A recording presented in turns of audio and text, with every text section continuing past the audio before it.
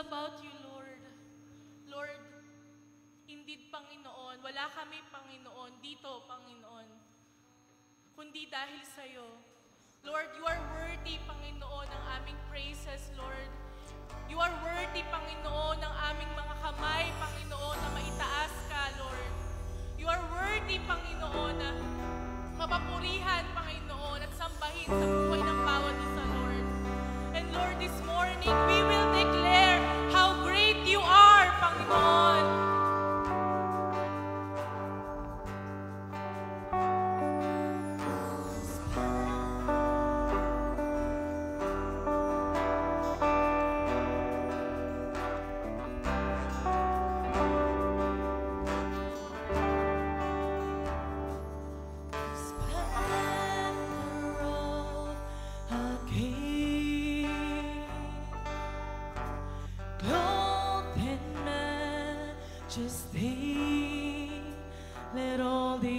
Rejoice, all the earth rejoice. He wraps himself in light, and darkness tries to hide, and trembles at his voice, trembles at his voice. Sing how great, how great. Our God, sing with me, how great is our God, and all will see how great is our God.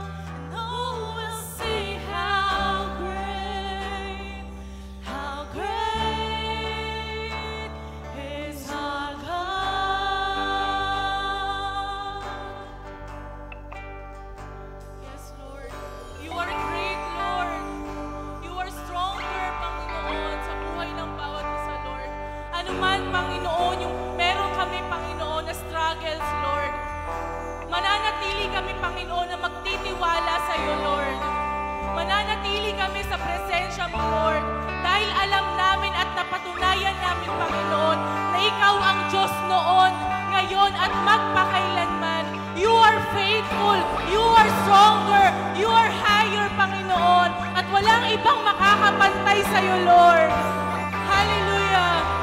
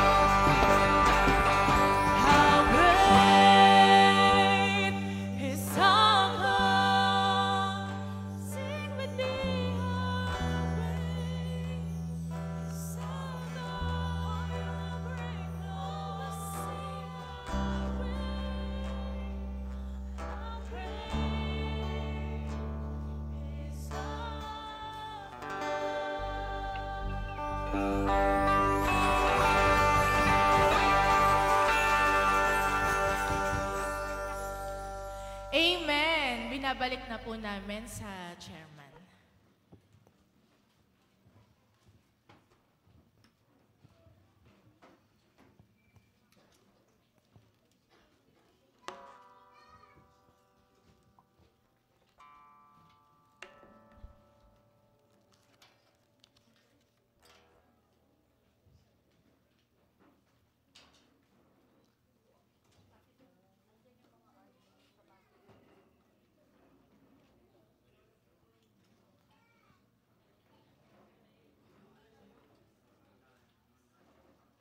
Good morning po ulit sa lahat at bago natin umpisahan, naka-online na tayo?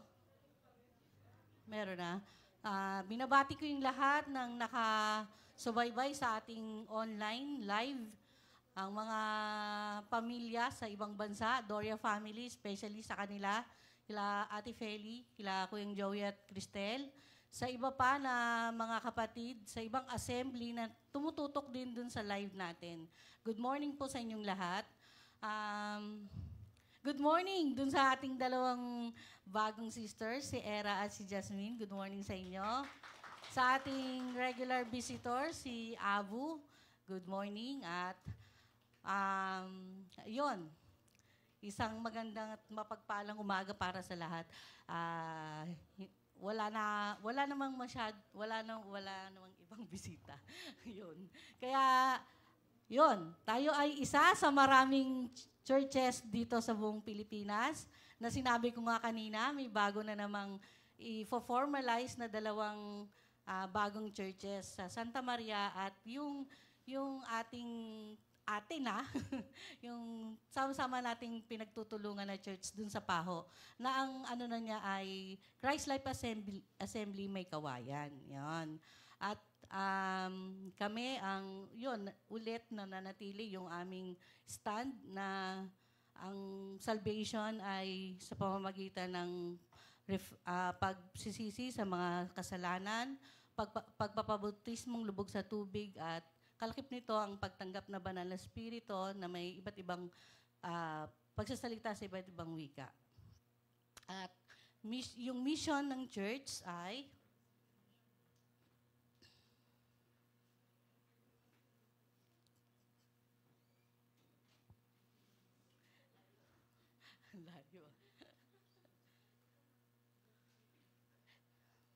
Our missions, our family of churches aim to live the life of Christ through the power of Holy Spirit and to advance the kingdom of God here and now through communicating the gospel of Jesus Christ in words and in deeds.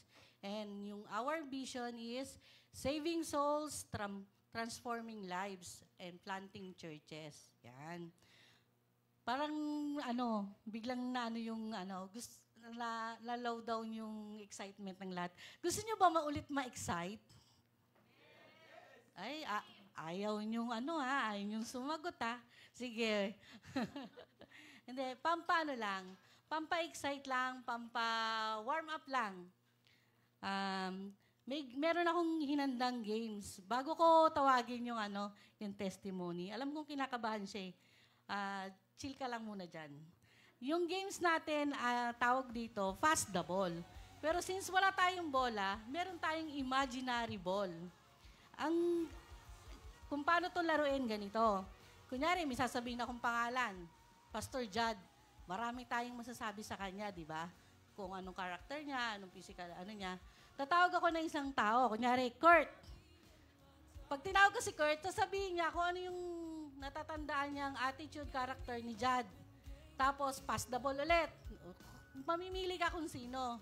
Pag yung tinawag mo ay hindi nakasagot, ikaw yung winner.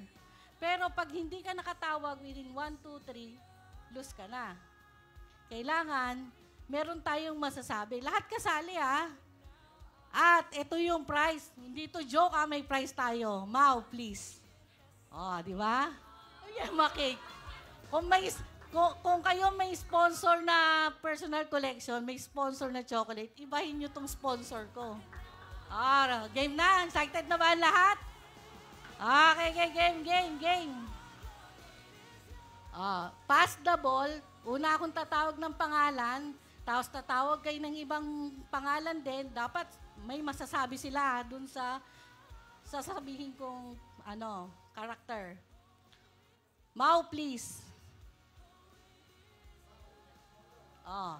Okay. Ano masasabi nyo? Tatawag ako isang pangalan Pass the ball to Robic. Sagot. 1.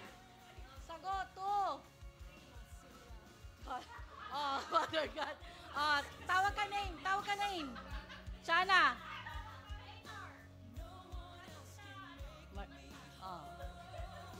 1, 2, 3. Winner ka na. Tawag ka isa. Ay, di, pili ka muna ng prize mo. Pakibigay nga yung kitchen package. Akala nyo, joke to Pakibigay. Game. Tawag ka muna ng isang name. Tito Arthur, ano masasabi mo kay God? Our God. Name. 1, 2. Sister Rose. Our God is? Ano masasabi niyo kay God? Name, magtawag ka po ng name.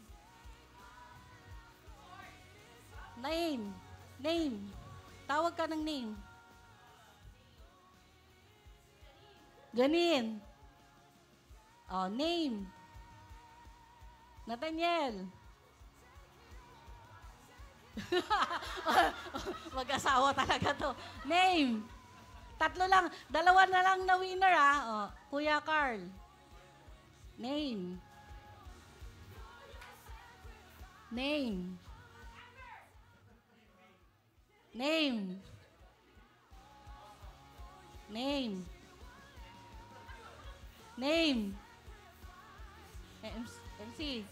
MC. Name. Wala namang winner Les. Ay, nasabi na. Name. 1, 2, 3. Panalo na si Clester. Mag-asawa to. Strategy Okay. Package. Anong package? Mau, anong package? Anong package? Brand new PC? Brand new PC daw. Ano? Sige, game. Name ka. Name. Tito Ray. Brother Ray. Name. Wala. Teacher. Isa na lang na winner. Nasabi na yung Mighty. Kuya Ray, name. Hindi niya nasagot. Si Kuya Ray na yung winner. Pakibigay po yung prize. Hindi, isa na lang whitening package na lang sa kanya. Pakibigay. Bilis mo, bigay na. Ayan. Ayan. Hindi naman pakitignan na yung mga prices nyo. Tingnan nyo kung paano. Bakit ka natatawa? Di ba, hindi naman masamang tumawa. Hindi masamang gumiti. Ang unang magbe-ben. Okay. Di ba, hindi naman masama yan kasi unang-una ang... oh. Yung nakikinabang yung sarili natin kasi, di ba, gumagang yung kalooban natin. Ano man yung hinaharap ng bawat isa, pag meron kang nakikitang kapatid na gumingiti, nadadamay mo yung kapatid sa ligayang nadadama mo, di ba? Yun. Ready na kayo sa marami pang exciting na darating? Siyempre, meron pa tayong mga maraming blessing na matatanggap. Maging excited tayo palagi sa kung ano yung biglaang blessing na dadating sa atin. And ngayon, maghanda na ba tayong makinig sa isang testimony at encouragement ng isang sister? Nakita ko tong sister na to since nung nag-aaral pa siya, nag-grow dito sa church. Yan. Magandang sister. What ka, Sister Jen? Sister Jen Mara.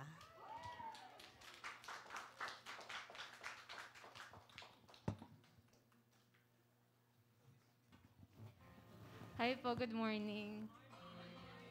So for today po, allow me to narrate a love story or my journey, how it all started, my journey with the Lord.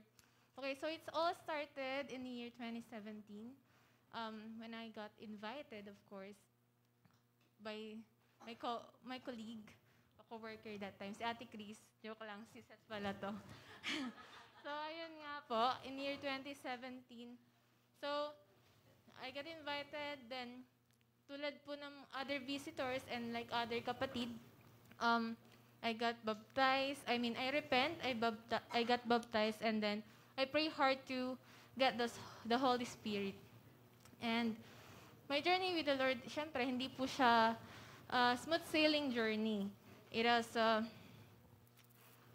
para siyang roller coaster ride, and, full of ups and downs, and pero tinitingnan ko po yun as every situation po na nagmumold sa akin para maging better person, better servant of the Lord. And ngayon po,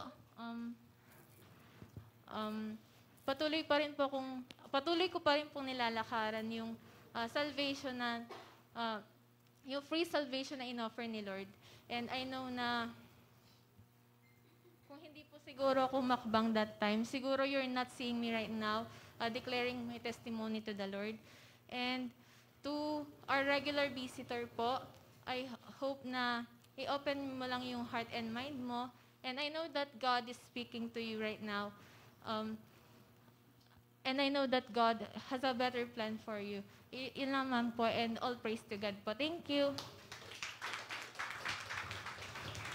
Thank you, Sister Jen. Yan. And ito na naman yung isang mas exciting sa lahat ng part kasi tatanggap tayo ng malaking blessing through the Word ni God. O, ba't pati ako nakiki-English? Uy. Natuwa na naman kayo sa akin. Charing. Ayan. Ngayon, it's my privilege. At saka first time, syempre, ngayon lang ako nag-MC, na-introduce yung ating pastor na si Pastor Jad sa kanyang talk.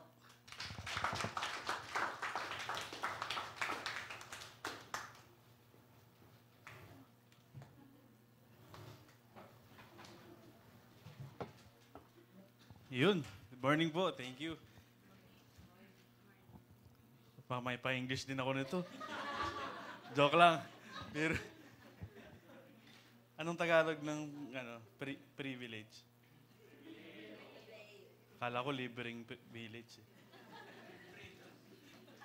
Libreng village. Hindi, joke lang. Sinong pupunta sa rally mamaya? Ongoing. Diba? Good morning po sa ating lahat. Yun ako, ang sama ng tingin sa akin, no?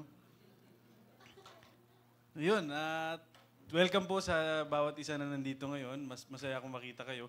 Hindi tayo ganun kadami, no? Medyo maraming bungi-bunging upuan. Pero okay lang, kasi siguro maraming nagkasakit. Di ba? Ang daming nagkaroon ng mga biglaang pangyayari. Biglang, di ba, si Ate Jessica na-confine. So, isama natin siya sa prayers and kung sino pang ibang mga kapatid na alam nating may sakit, isama natin sila sa panalangin. So, yun. Kamusta ang bawat isa? Mabuti. Wala talagang sasama mamaya. Hindi, kasi malaking bagay yung nangyayari ngayon eh. Di ba? Malaking bagay yung nangyayari. At hindi tayo against dun sa ginagawa nila. Kasi, biruin mo, sino nagtabayad ng tax? Lahat, di ba? Hindi, wala lang. Gusto ko lang mag-educate na lahat tayo taxpayer eh. Kasi baka meron, inisip nila, hindi sila nagbabayad eh. Di ba? Baka meron hindi magtaas. Lahat tayo dito taxpayer. Yung bibili ka, di ba? May yung VAT, di ba? Yung goods na binibili natin, may excise tax bago makarating dito. Kumbaga, lahat tayo somehow, yung pera natin napupunta sa gobyerno. And ngayon, nagkakaroon ng malawakang protest, nagkakaroon ng malawakang kilos protesta against doon. At baka may susunod, ingat kayo. Hindi kasi naalala ko before, kinukwento ko minsan sa iba, kung natatandaan nyo yung People Power 2, 5 years old pa lang ako noon eh. Kung nakikinig sila nanay, natatandaan ko pa yun, sumisigaw kami, rap resign eh. 5 years old ako noon, no, kasama ako ni nanay, tapos buntis pa ata siya kay Crystal nung panahon na yun. Hindi masamang lumaban o maging against sa corruption. Kasi unang-una, ayaw ni Lord ng corruption. Hindi gusto ng Panginoon ng corruption. At kung Kristiyano tayo, dapat maging against din tayo dito at hindi tayo magko-condone o mangungunsinte o papayag na lang na basta-bastang ganun, di ba?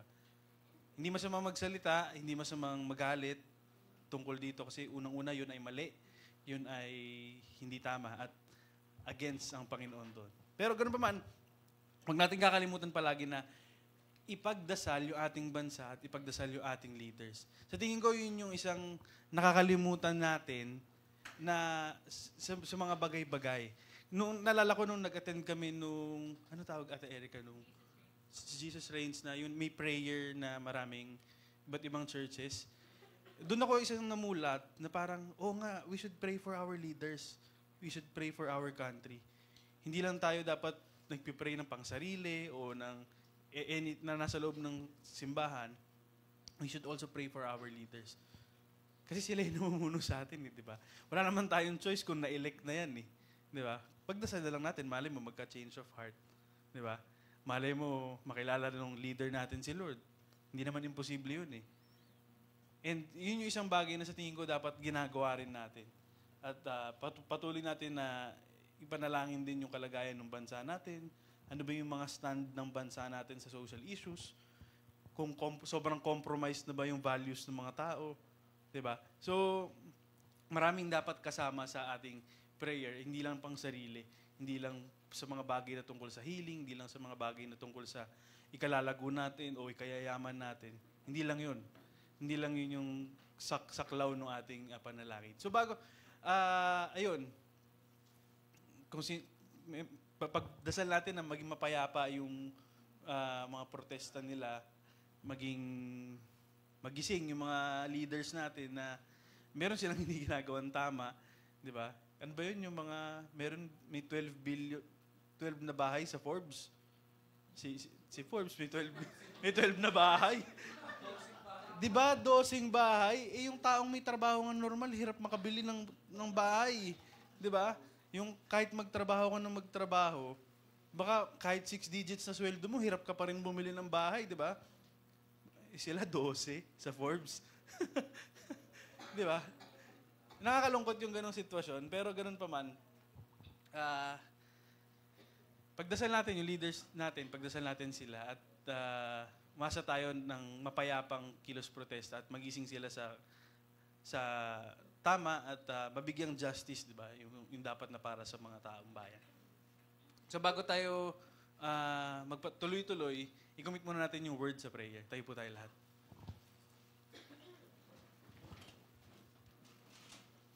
Yes, Lord, kami nagpupurit, nagpapasalamat sa umagang binigay mo sa amin. Maraming salamat dahil nandito kami ngayon na nagtitipon para magpapuri sa iyo, Panginoon, makinig ng salita mo, Panginoon, sa umagang ito.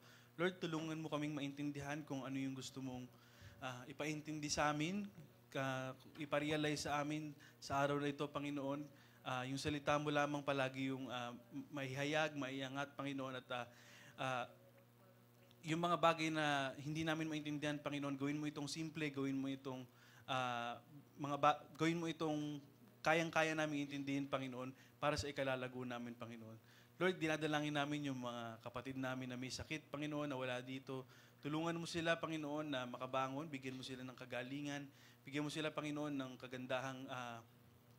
magandang health, Panginoon, at nang sa ganon, bigyan ka rin nila ng kapurihan lalo, Panginoon, dahil sila ay iyong binigyan ng kagalingan, Panginoon.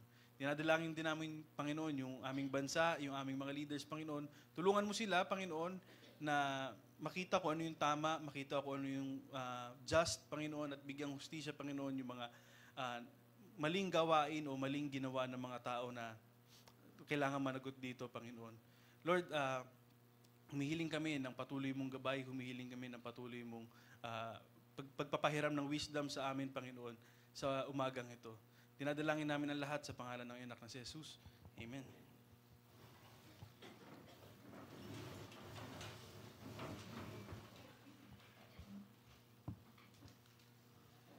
Meron akong kwento. Si Juni Boy. Boy, meron akong kwento. Ito, personal realization ko yung i-share ko ngayong umaga.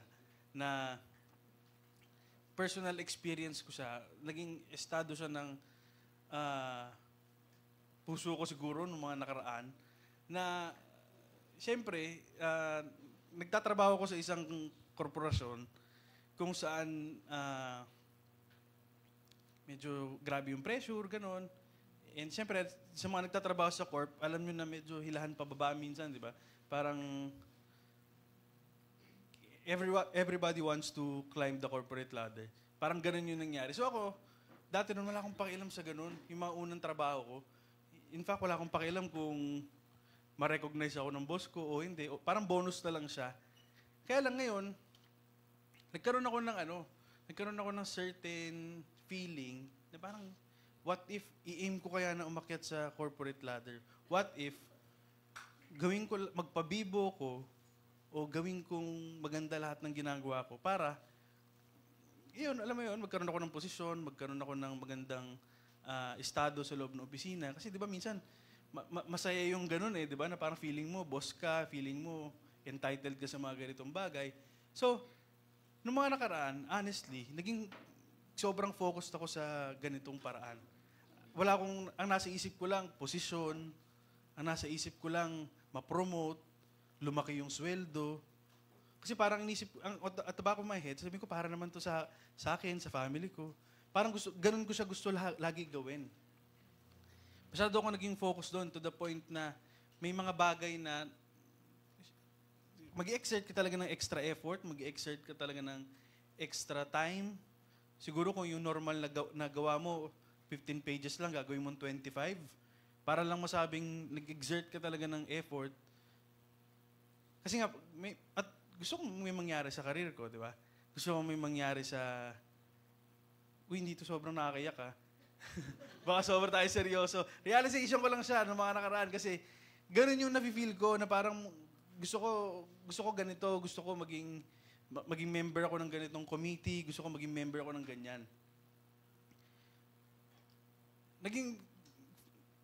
Masyado ako nakafocus sa recognition. Kasi noong una nga, wala akong pake. Bonus lang siya kung ma-recognize ako ng boss ko. Kasi nanggaling ako sa isang trabaho kung saan mas marami yung pagalit kaysa recognition. So parang wala akong pake dyan. Parang bonus na yan. Dito, kung nasan ako ngayon, somehow meron. Parang nakaka-addict pala siya. Siyempre, kung lagi ka naman, uy, ang galing-galing mo naman. Uy, ang ganda naman ng gawa mo. Good job, good job. Nakaka-addict siya na pakiramdam, di ba? To the point na gusto mong galingan ng galingan para mapanatili. And there's nothing wrong with that. Initially. Walang masama doon kasi siyempre dapat galingan mo talaga sa trabaho mo. Hindi naman pwedeng tamad ka, di ba? Hindi naman pwedeng papasok ko na ng late, mag-aalmusal ka pa. Hindi naman pwedeng ganun, di ba? Kasi actually, ganun kami sa law firm before. Darating kami ng alas 9, alas 10, mag-aalmusal pa kami. Bago di ba? Siyempre, hindi naman pwedeng ganun lagi. May mga almusal na time, ganun, etc. So, masyado ako naging focus sa recognition. Na gusto ko ma-recognize sa mga boss yung gawa ko. Kasi medyo malapit ako sa kanila eh. Medyo malapit yung connection ko sa kanila. Tulad sa iba, na parang mas may access ako sa kanila. So, kung gusto ko lang magpabibo, pwede. Isip ako ng project, gawa tayo ng ganito, gawa tayo ng ganyan. Okay yun, kasi lahat yun para sa company. Lahat yun para sa ikagaganda ng company, di ba? Masyado ko nakafocus sa promotion tsaka sa position. Tapos, nawala sa isip ko, bago lang pala ako. Kakasimula ako lang eh. Wala pa ako 1 taon. Kumbaga parang, instead of doing it, para doing my job, para maging magaling ako sa trabaho ko, ginagawa ko siya sa maling paraan. Nilagay ko dito, then I failed. Hindi naman ako totally nag-fail kasi wala pa naman eh. Pero sa feeling ko, failure na yun kasi kung ganun lang yung nasa isip ko, what if hindi ako bigyan ng promotion? What if hindi ko makuha yung posisyon na gusto ko? What if hindi ko makuha yung salary increase na gusto ko? What will happen?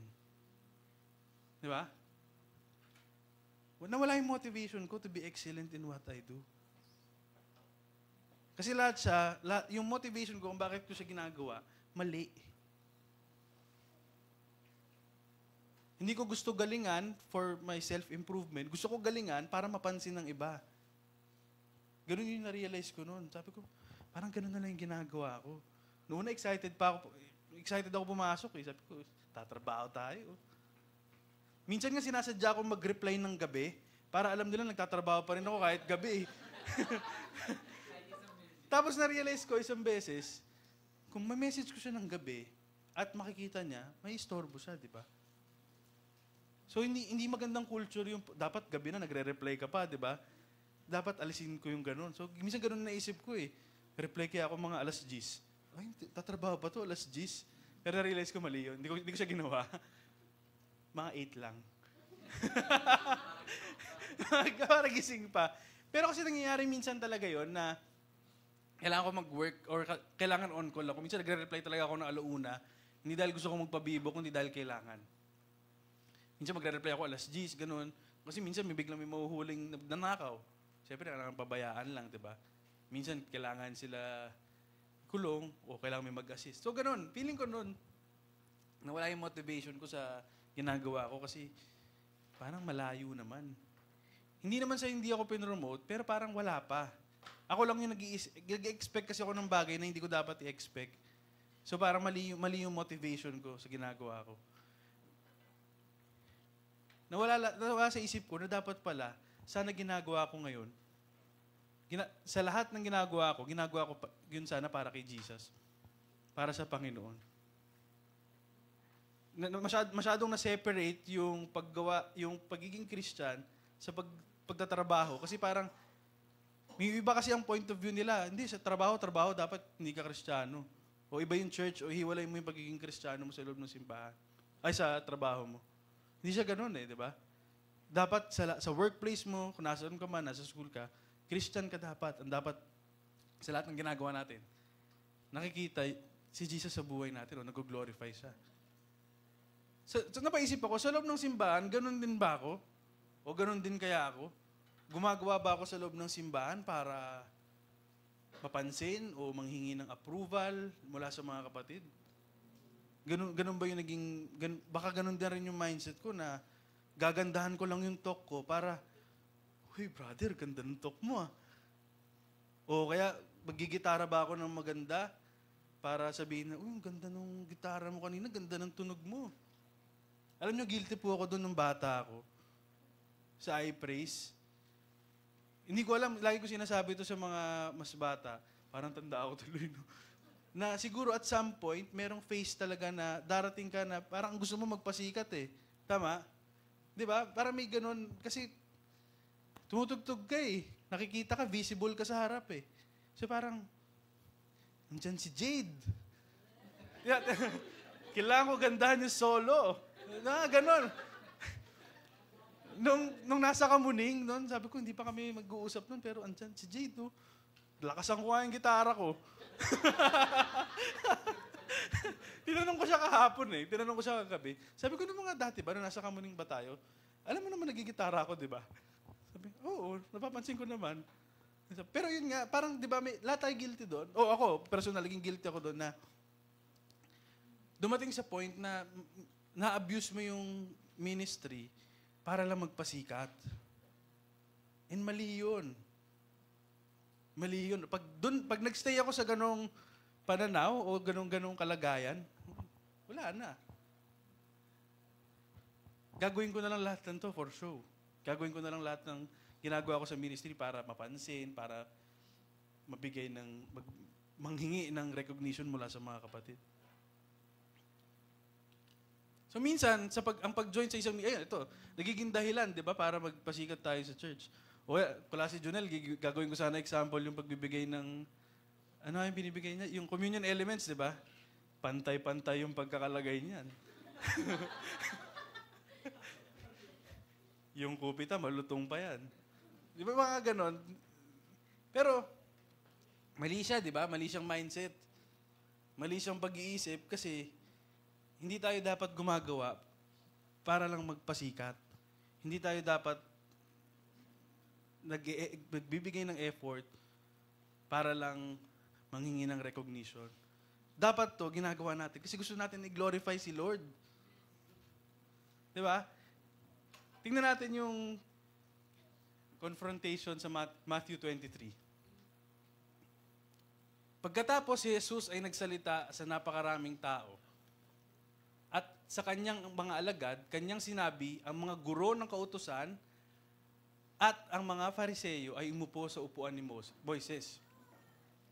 Lahat nga ng kanilang sabihin sa inyo upang sundin ay inyong sundin at gawin, ngunit wag ninyo itong gawin. Wag ninyong gawin ang kanilang mga ginagawa sapagkat sila ay nagsasalita, ngunit hindi gumagawa. Diba? Parang nagsasalita sila, alam nila yung law, alam nila yung scripture, pero hindi nila kaya gawin yung nasasaad dito. Puro sila dada. Kasi madali lang dumada eh. Yun ang pinakamadaling gawin. Lalo na kung alam mo yung mga sinasabi mo, sobrang dali magsalita. In fact, trabaho namin yun eh. Trabaho namin maglitanya ng mahaba just to confuse other people. Minsan ganun, di ba? O minsan sa mga writings namin, maglilitanya ka ng mahaba kahit di relevant. Pero yung gawa, or yung proof mo na ginagawa mo, wala. Ito ay sapagkat sila ay nagtatali ng mga mabibigat na pasanin na mahirap dalhin at inilalagay sa mga balikat ng mga tao. Ngunit ayaw man lamang nila itong paigalaw ng kanilang mga daliri. Ang lahat ng ginagawa nila ay pakitang tao lang at upang ipakita na napaka-relihiyoso nila, nilalakihan nila ang kanilang mga pilakterya at hinahabaan ang laylayan ng kanilang mga damit. Di ba yung ginagawa ng Pharisees? Di ba parang yung kung nalala nyo yung talk before, ang definition nila, sila yung maalam sa law. But apparently, and unfortunately, despite knowing the law, ginagawa lang pala nila yun para magpakita ng tao. O sinasabi lang pala nila na, Jacob. Hindi ko alam kung kanino nagmana yan eh. Hindi, joke lang.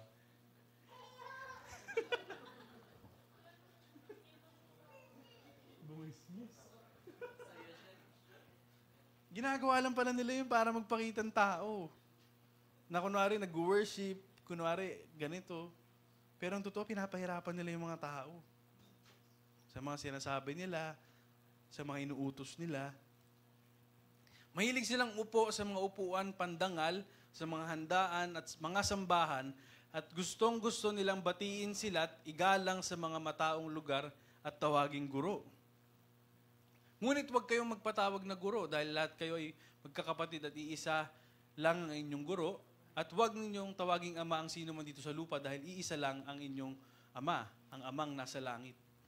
Huwag din kayong magpatawag na amo dahil iisa lang ang inyong amo. Walang iba kundi ang Kristo. Ang pinakadakila sa inyo ay dapat maging lingkod nyo. Ang nagpapakataas ng kanyang sarili ay ibababa ng Diyos at papakababa ay itataas ng Diyos. Di ba? Gustong-gusto nila, itong mga Pharisees at scribes, gustong-gusto nila nakikita sila, napapansin. Bida-bida. Kasi gusto nila ng recognition eh. Di ba? Parang yung sinasabi ko, yung realization ko sa trabaho ko, nakaka-addict yun na pag nare-recognize ka lagi, o nabibigyan ka ng kapurihan. Siyempre, masarap sa pakiramdam yun, di ba? Na, outstanding si Tita Marisa. Siya na, best architect, di ba? Best in draw, ano yun, ano yung tawag doon, yung plates ba yun? O, pinakamagandang plates. Siyempre, gagandaan mo lalo. Ganun yung mga Pharisees na alam nila yung law, alam nila kung ano yung katuruan, kautusan, pero hypocrite sila. Ginagawa nila yung mga bagay na yun para lang magpasikat, ginagawa nila yung mga bagay na yun para lang sila yung ma-recognize. So, ang karunungan, sorry po, hindi ako galit, ngulit walang pagsunod ay walang katuturan. Ginagawa lamang tayo nitong hypocrite. So dapat kung meron tayong knowledge tungkol sa isang bagay, alam din natin, kaya rin natin siya sundin. Kaya rin natin siya isa pamuhay. Hindi lang basta head knowledge. Kasi head knowledge, madali lang yun eh. Sobrang dali ng head knowledge. Basahin mo yun, memorize mo. Ang paggawa ay hindi dapat nakabase sa palakpak o papuri ng mga tao sa paligid. So kung sa ginagawa ko sa trabaho, kung wala nang makakapansin ng ginagawa ko, at walang mag-good job sa akin, dapat ba gawin ko pa rin yung trabaho ko o hindi na? Ano yun? Hindi na? Akala ko hindi na eh. Mahina pa ang dinig ko eh. So dapat gawin ko pa rin. Ganon din sa loob ng simbahan siguro. Na dapat ang focus ng lahat ng ginagawa natin, regardless kung ano yung ginagawa natin, hindi siya dapat nakabase sa palakpak o recognition ng mga tao. Ang tunay na kadakilaan ay nasa pagpapakumbaba. Tingnan natin ito. Sa Proverbs 16, inaakala natin na tama ang lahat ng ating ginagawa, ngunit ang Panginoon lang ang makakapaghusga kung ano talaga ang ating motibo. Yun nga, yung sa trabaho ko before. Akala ko tama lahat yung ginagawa ko kasi gusto ko magpabibo eh. Kumbaga parang, hindi naman tayo nagkakaroon ng kaso, hindi naman tayo nagkakaroon ng any litigation. So, I'm doing a good job, parang ganun yung nasa isip ko. Pero yung motives ko, mali. Kasi nakasentro ako sa isang bagay. Nakasentro ako sa isang pananaw. Tulad dito, kung tutugtog ako dito, kung lahat kami dito sa iPraise, tutugtog lang para ma-appreciate nyo yung music, hindi para ma-lead kayo sa worship. Nagagawa ba ng iPraise yung trabaho nila? Kung ang tao, sa sobrang nagagalingan, nakaganon lang, at walang nag-worship, hindi, di ba? For show yung iPraise kung ganun.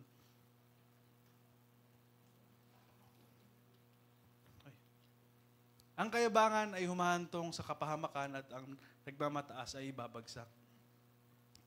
Naka-experience naman tayo na hinumble down tayo ng Panginoon. Na naka-realize tayo na hindi pala ako dapat magyabang, wala pala akong binatbat, wala pala akong dapat ipagmalaki sa Panginoon kasi lahat ay sa Kanya, lahat siya ay nagbibigay. Kasi minsan, yun nga, pag nakaka-achieve tayo ng mga bagay-bagay, nakakalimutan natin kung saan tayo nanggaling. Nakakalimutan natin kung sino yung nagbigay.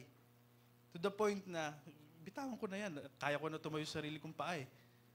Pero pag pinarealize sa'yo ni Lord, na sa Kanya galing lahat ng meron ka, doon mo marirealize, Lord, bakit nga ba kita isinantabi? Bakit nga ba kita iminaglit, di ba?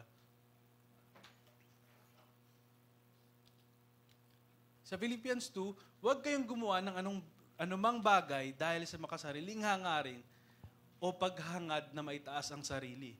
Sa halip, pagpakumbaba kayo sa isa't isa at ituring na mas mabuti ang iba kaysa sa inyo. Diba? Huwag tayong gumawa ng anumang bagay na makasariling hangarin.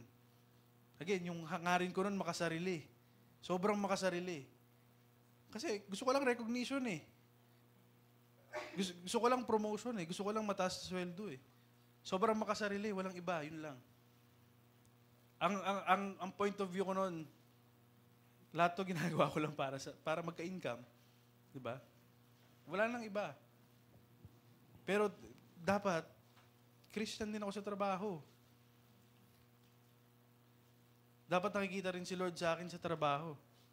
Hindi excuse na stressful yung trabaho kaya magiging masama na rin yung ugali ko sa kapwa ko katrabaho. Never dapat nagiging labas ang pagiging Kristiyano natin. Sa lahat, kung saan man tayo mapaparoon, saan man tayo humantong. Hindi dapat siya maging labas yung pagiging Kristiyano. Inclusive, o parang included palagi yung pagiging Kristiyano natin sa lahat ng gagawin natin. Wag lang ang sarili ninyong kapakanan ang isipin nyo, kundi ang kapakanan din ng iba. Dapat maging katulad ng kay Kristo Jesus ang pananaw nyo. Diba? Ang mindset kasi ng mundo, diba, love yourself. O unahin mo yung sarili mo. May isang beses nga, nakarinig ako ng payo. Ang payo sa kanya, unahin mo yung sarili mo. Yung batang pinayuan, 16 years old lang eh. Paano tatayo yun sa sariling pa? Diba? Yung pinayuan, unahin mo yung sarili mo. Parang conflict yun ng magulang tsaka bata. Ang pinahayo sa kanya, unahin yung sarili. Hindi imbis na sumunod, hindi na imbis na intindihin. Paano mo unahin yung sarili mo kung hindi mo kaya mag-provide sa sarili mo? Ang tinuturo ng Bible, iba, di ba? Wag lang ang sarili ninyong kapakanan ang isipin nyo, kundi ang kapakanan ng iba. Hindi lang siya nag-apply dun sa batang yun. Dapat maging katulad ng kay Kristo, Jesus ang pananaw ninyo. Kahit na nasa Kanya ang katangian ng Diyos, hindi niya itinuring ang pagiging kapantay ng Diyos bilang isang bagay na dapat panghawakan. Humility. Sa halip, ibinaba niya ng lubusan ng sarili niya sa pamamagitan ng pag-aanyong alipin, naging tao siyang tulad natin. At sa pagiging tao niya, nagpakumbaba siya at naging masunurin sa Diyos hanggang sa kamatayan, maging sa kamatayan sa krus. Kaya naman, itinaas siya ng Panginoon, itinaas siya ng lubos ng Diyos at binigyan ng titulong higit sa lahat ng titulo upang ang lahat ng nasa langit at lupa at nasa ilalim ng lupa ay luluhod sa pagsamba sa Kanya. At kikilalalin ng lahat na si Jesucristo ang Panginoon sa ikapupuri ng Diyos Ama. Yung pinaka-goal ng lahat ng ginagawa natin should be for God's glory. Hindi vain glory na pang sarili, di ba? Or sabi, inordinate pride in oneself or one's achievement. Ito yung mindset ni Jesus. Oh. Siya yung Diyos, pero hindi niya nilevel yung sarili niya bilang Diyos. Nagpakumbaba siya. Hindi niya itinuring na equal siya. Di ba? Mamuhay ng mapagpakumbaba at hindi maging makasarili. Sikapin maging Christ-like. Gawin ang lahat para sa glory ni Lord. Drop the vain glory mindset o yung mindset na magte-take pride ako sa sarili kong achievement. Minsan nga, ang worst case, kung ang mindset ng mga tao ay magpataasan, lalo na kung sa loob ng simbahan, ministry versus ministry, Christian, kapwa Christian yung ko-compete. Kung sa I-Praise team, mas magaling yung team namin sa team ni Marico, o team ni MC, o team ni ganito. Di ba nagkaroon ng ganong team before? Worst case, grupo namin to eh. Kunwari, sorry sa I-Praise kasi ako naging member ng matagal, so doon yung mga example ko na kami wala eh. Dito sa sa iPraise, hindi natin siya naranasan na yung team na nag-away-away. Pero meron tayong mga nakitang ganun. Na parang Team A, advance sila tumugtog versus Team B, mga bago, papaligsahan sila. At hindi maganda yun, di ba? Kasi nakikita ng tao yun eh. Nakikita ng tao yung differences, nakikita ng tao yung hidwaan dun sa dalawang team na dapat hindi naman nagkukompetensya. Kasi ang trabaho ng iPraise, i-lead yung mga tao sa worship. Hindi magpagalingan. So regardless kung nasang team, nasang grupo, dapat iisa lang yung goal, iisa lang yung iniisip. Yun yung nakakalungkot na pwedeng mangyari kung pang sarili lang. Uy, mas magaling ako dun sa gitarista nito kasi kaya ko yung solo ng Hosanna eh. Siya, hindi pa. Di ba? O basic daw, sabi ni Kuya Kurt, to. Mamaya gawin mo. Hindi, biro lang. Kasi ganun, di ba? Yun yung nakakalungkot doon kapag hindi natin ginagawa yung mga bagay na to para sa ikaka-glorify ni Lord. Kung ginagawa natin siya pang sarili para magpasikat, walang kwenta lahat yung ginagawa natin. Sa Colossians 3, ano man ang inyong gawin ninyo ito ng buong puso na para sa Panginoon at hindi para sa mga tao. Yamang nalalaman ninyo na kayo ay tatanggap mula sa Panginoon ng gantimpalang mana dahil ang Panginoon, ang Kristo, ang inyong paglilingkuran. Lahat ng gagawin. Gawin ito ng buong puso para sa Panginoon. Hindi lang pagtutok, hindi lang pagtugtog, hindi lang paglilinis, hindi lang pagtuturo, lahat. Kahit sa trabaho. Unless illegal yung ginagawa mo, di ba? Siyempre, hindi para kay Lord yun. Kung may ginagawa ka illegal, siyempre, ibang usapan yun. Baka mag-iisipin natin, gagawa ka ng illegal. Hindi, para kay Lord to. Yung kikitain ko dito para sa church. Hindi ganun, ha? Siyempre, isipin natin yung kung ano yung tama. Alamin natin kung ano yung dapat natin gawin. What is right, what is just, what is good. Asabay yung anak ko, di ba? Sa Ecclesiastes 7, in the day of prosperity, be joyful. But in the day of adversity, consider, God has made the one as well as the other, so that no one can discover anything that will come after him. Pwede magkaroon ka ng setbacks, i-atras ka ni Lord, kasi masyado kang nangunguna. Hindi yan yung plano ko para sa'yo. Masyado mong pinangungunahan yung dapat na plano ng Panginoon. So in the day of adversity, kung meron kang setback, kung meron kang bagay na hindi maintindihan, reflect, baka may gusto ipa-realize sa akin si Lord. Tatawa ako pag dumatawa si Jacob. So James 4, ngunit tayo ay binigyan ng higit pang biyaya dahil dito sinabi niya, sinasalungat ng Diyos ang mga mapagmataas, ngunit binibigyan niya ng biyaya ang mga mapagpakumbaba. So in everything that we do, remain humble and do it for God's glory. Regardless of all the recognition, praises, o applause ng mga tao, remain humble.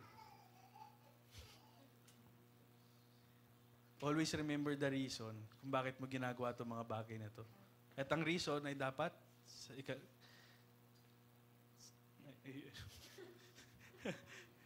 para sa glory ni Lord. Magpakumbaba tayo kayo sa harapan ng Panginoon at kayo ay itataas niya. Sometimes we lose motivation because our efforts go unnoticed by people, but the Lord knows your heart. He sees every unseen act of diligence, integrity, and faithfulness. Kung ikaw ay naglilingkod ng buong puso sa Diyos, regardless kung may nagre-recognize sa'yo o wala, alam ni Lord yun. Alam ni Lord lahat yun. Magpatuloy ka para sa paggawa para sa Panginoon, lahat ng gawin mo para sa Kanya at huwag para sa tao. Thank you. God bless you.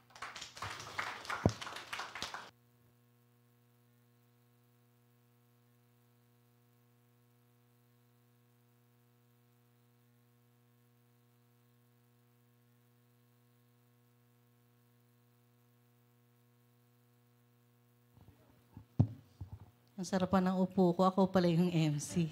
Ayan. Maraming salamat sa talk ngayon, Pastor Jad.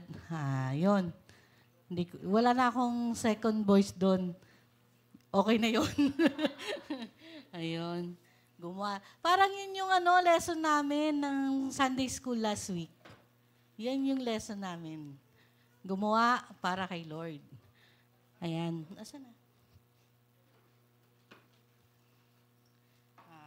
Pag-pray po muna natin yung ating collection ngayong araw. Panginoon, maraming salamat sa iyong provision, sa iyong biyaya, sa iyong habag, Panginoon, na walang sukat, Panginoon. Ikaw yung laging saklolo at laging nandyan upang sumalo sa lahat ng aming kahinaan, Panginoon. Lord God, itinataas namin ang aming hanap buhay, ang aming mga pinagkukunan sa pang-araw-araw na kabuhayan, Panginoon. Patuloy mo pong i-bless ang kalusugan ng bawat isa. Panginoon, pagyamanin mo ang talento ng bawat isa. Sa gayon, Panginoon, maibalik namin sa iyo yung papurit, pasasalamat.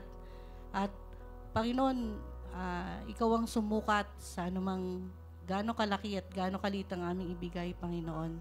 Ito ay nawa, Panginoon, ay umabot sa iyong kaharian. Gamitin mo ang anumang aming nakayanan, Panginoon, sa paglago na iyong simbahan. At lagi, Panginoon, kami humihingi sa iyo ng marami pa.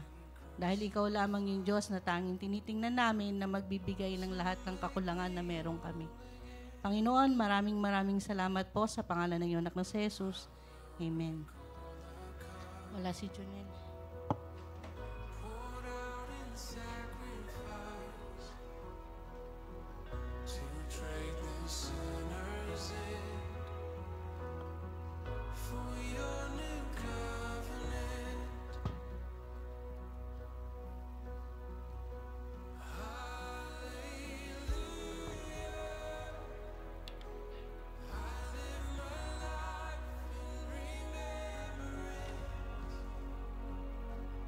Isunod na po natin yung communion elements.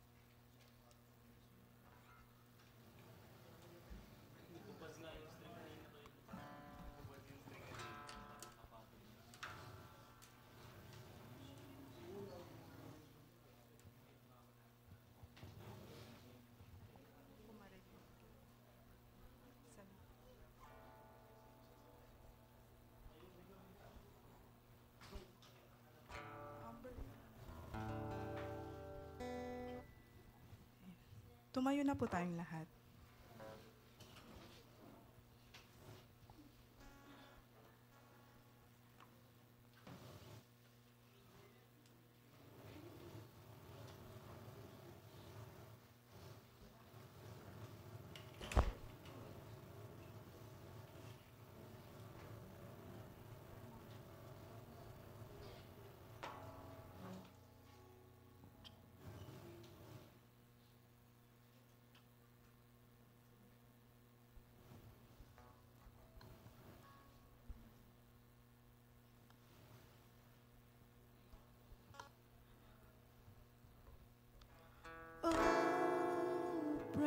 Precious is the flow that makes me white as snow. No other fount I know, nothing but the blood of Jesus.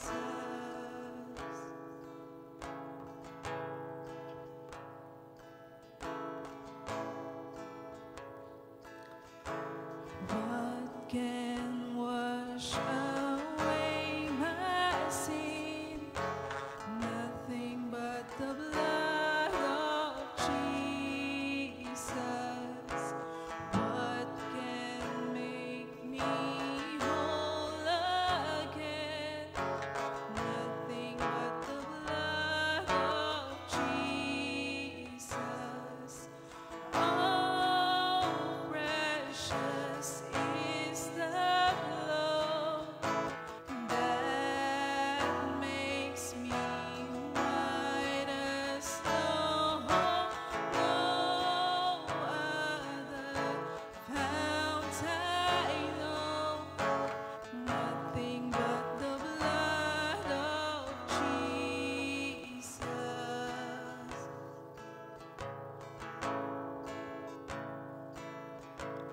For my pardon, this I see. Nothing but the blood of Jesus. For my cleansing, this my plea. Nothing but the blood of Jesus. Oh, precious is the blood that makes me white as snow. No other fount I know. Nothing but the blood of Jesus.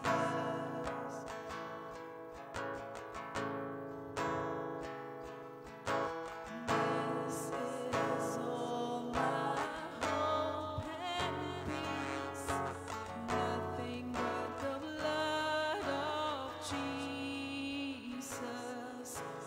This is all my righteousness. Nothing but the blood of Jesus. Oh, precious is the flow that makes me white as snow. No other fount I know. Nothing but the blood of Jesus. Oh, precious is the flow that makes me white as snow. No other fount I know. Nothing but the blood of Jesus. Nothing but the blood of Jesus.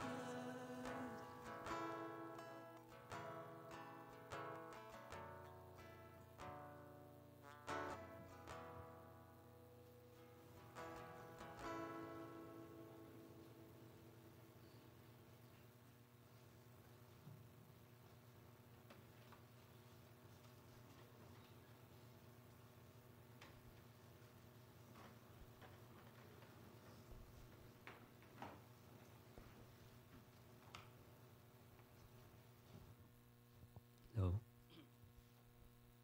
So, dadapo na po tayo sa pagpasalam sa mga elements sa communion prayer. Yun lagi nating isipin yung ay alalahanin yung mga narinig natin. Malaking bagay na lagi nating si Lord yung i-glorify natin sa bawat ginagawa natin, sa buhay natin. Ayun, basahin po natin sa 1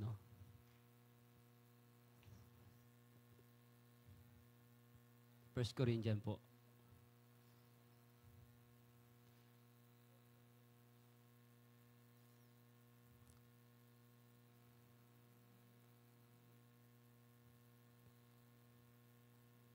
Ito ay sapagkat tinanggap ko mula sa Panginoon ang siya ko namang ibinibigay sa inyo. Ang Panginoong Jesus, nung gabing siya ay pinagkanulo, ay kumuha ng tinapay.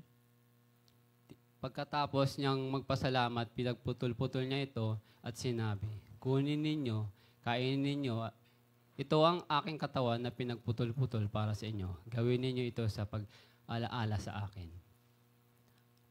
At sa gayon ding paraan, kinuha niya ang saro. Pagkatapos maghapunan, sinabi niya, ang sarong ito ay ang bagong tipan sa aking dugo. Sa tuwing kayo'y iinom nito, gawin ninyo ito sa pag-alaala sa akin.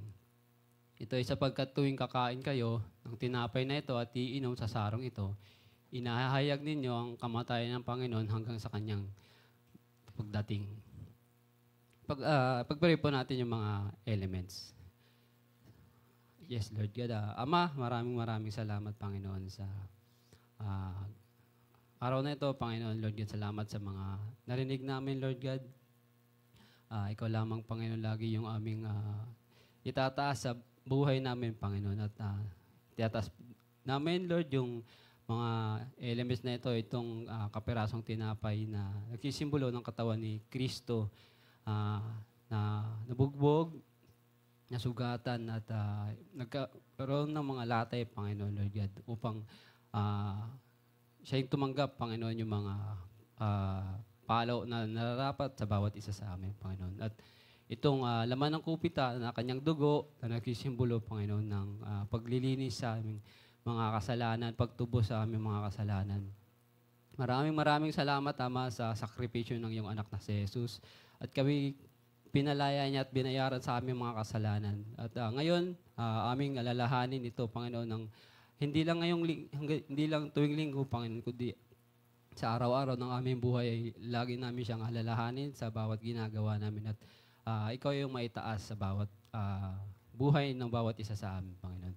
Muli, humihingi kami ng basbas at dadalangin namin ito sa mataas at makapangyarihang pangalan ng iyong anak na si Jesus. Amen. I-take po natin at pasalamatan natin ang Panginoon.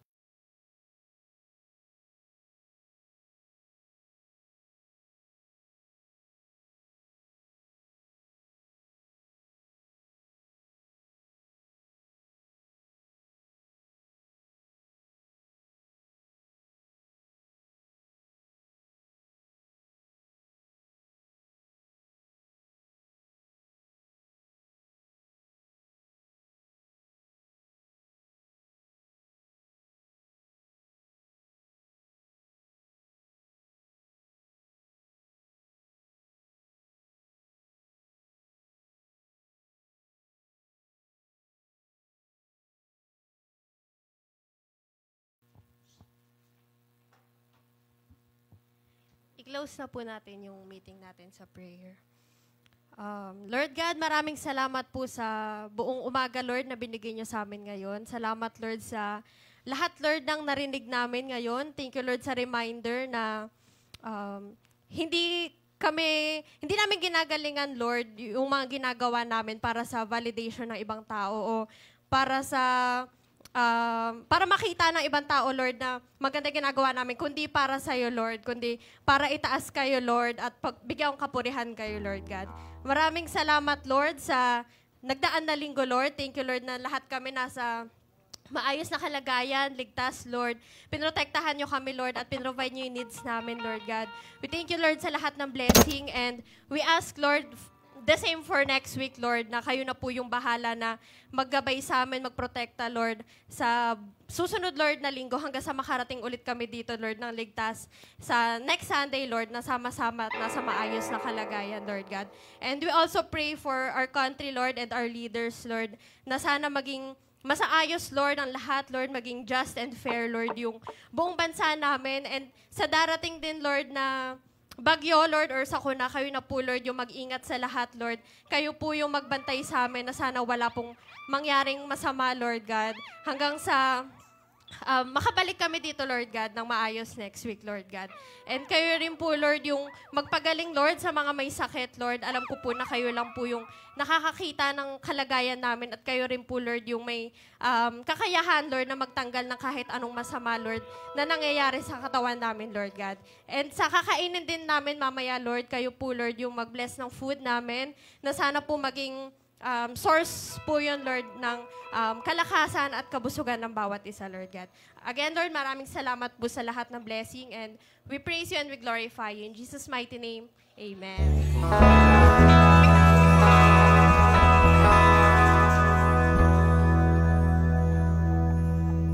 Muli nating awitan ang ating Panginoon ngayong umaga na to. Yan.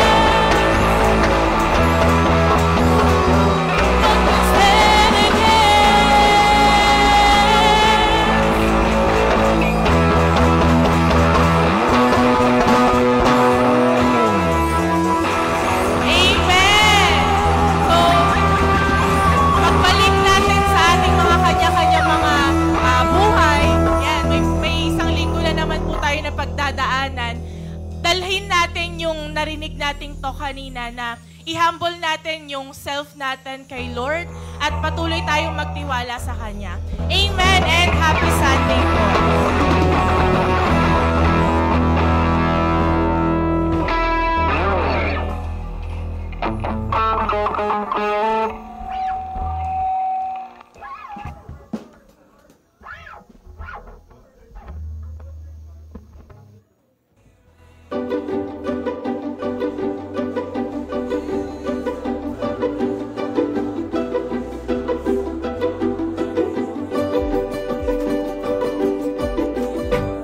back in its place. Right